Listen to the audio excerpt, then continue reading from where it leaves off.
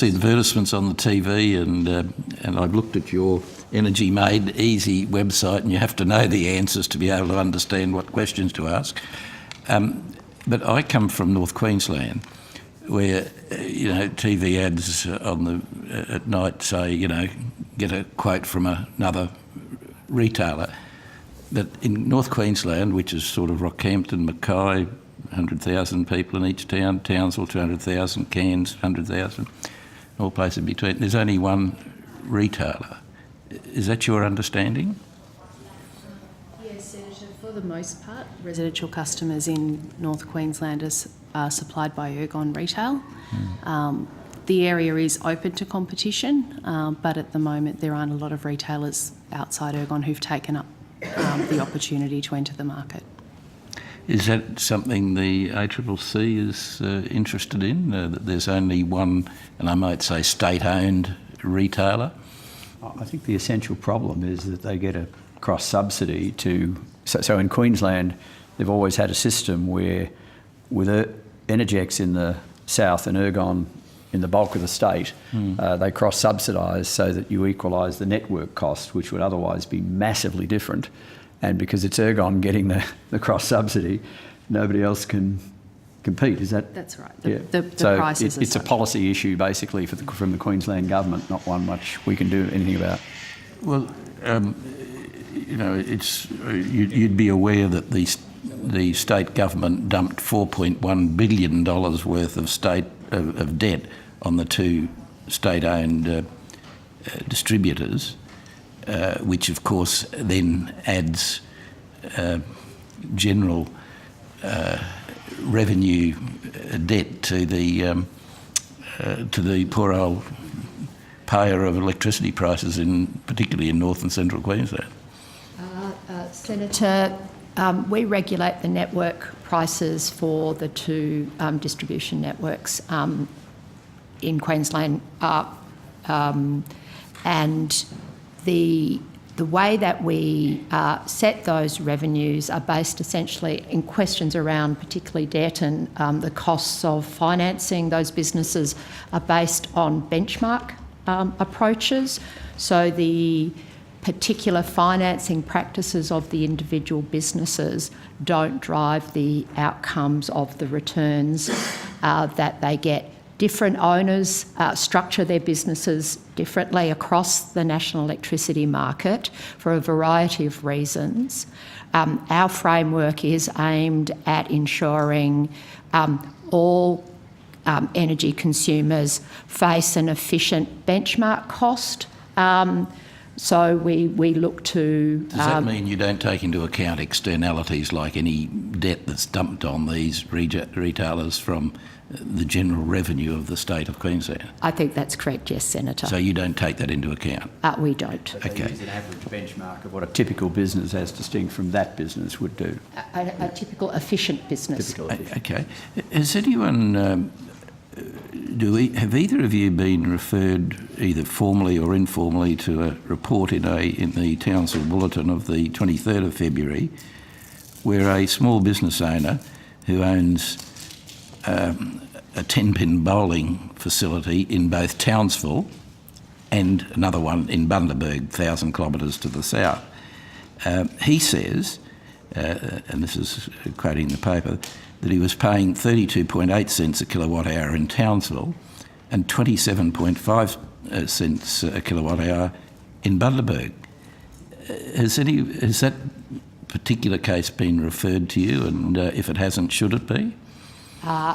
No, Senator, I'm not aware of that particular case. Consumers do face different electricity costs across the NEM, and within regions there are a variety of reasons why that might be the case. I'm not particularly aware of the details of this one or what might explain the differences for that particular small business, but there are a variety of potential reasons for why they may face different costs at different locations. Can you just give me an example of the variety of reasons? Just one word examples would do, if you can do that. it may be, what I'm not aware of is whether or not the customer is being supplied by the same retailer in both locations. One's the state government-owned Ergon and the other's the state government-owned, you mentioned it... Energex? Energex. In terms of the network costs. The network costs for the businesses can be different because they do have some different cost drivers, and that can translate through to network tariff differences on some regional basis. There are mechanisms that ensure those costs in regional centres are kept more in line with the costs in southeast Queensland in the Energex area, but there still are some differentials based on location. So your cross-subsidy comment before is irrelevant? No, Senator. There are mechanisms in place to, and these are essentially Queensland government policies, but there are mechanisms in place that do, for some customers, do ensure that if they're in regional Queensland, they do not see the full costs of what would normally be the supply by Ergon, which has a higher cost of supply. It has a very large area it needs to cover that is dealt with by a small, and they supply a smaller number and more widely spread set of consumers. They're some of the key drivers for costs in electricity networks. So 32 cents versus 27 cents for exactly the same business, both along the coast of Queensland, both well outside the capital city. That doesn't strike any curiosity in your mind? My other question, Senator, would be that is that just the network component of it, or is it the retail energy price? That's what he's paying, his electricity bills. He's saying he's paying $500 a day for electricity for a 10-pin bowling place. What he says in this newspaper report, simply unaffordable. It means another 2 small businesses will soon go out of business because they can't afford the electricity price. So, Senator, that's referring then to the total price. Network charges are one component of that price, and the cost structures of other components of the price, including the retail cost structures, do differ across, not only across regions, they do increase... So if we had a coal-fired power station in the north, the network charges would be less, the poles and wires. Is that what you're sort of saying, that we in the north pay because there's a long transmission from central Queensland up to the north? No, Senator, I'm not saying that. The costs of the networks, and in this case, so a cost for this customer will be made up of their wholesale energy costs, their network costs, which are a combination of both transmission and distribution costs, and their retailer costs. These are all of the issues that Mr Sims has set out as components of energy bills. Okay, look, my time's relatively short. Mr Sims, where there is a monopoly supplier in that situation where same business, same electricity, same state, but there's a monopoly supplier, is that something that you can't look into because it's state government owned? Clearly they're gouging.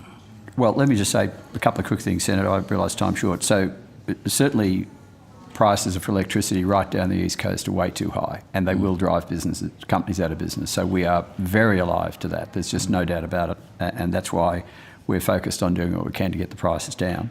Secondly, when I went to the public forums in Townsville, which I know is not quite, but certainly there were cases where Ergon, as the retailer, was putting on fixed charges in some places that it wasn't in others, and that's an area we can look at. I don't have more detail on that, but that's something that is there. But the fact that you've got the cross-subsidy does, of course, lower prices for North Queensland and raise them for South Queensland.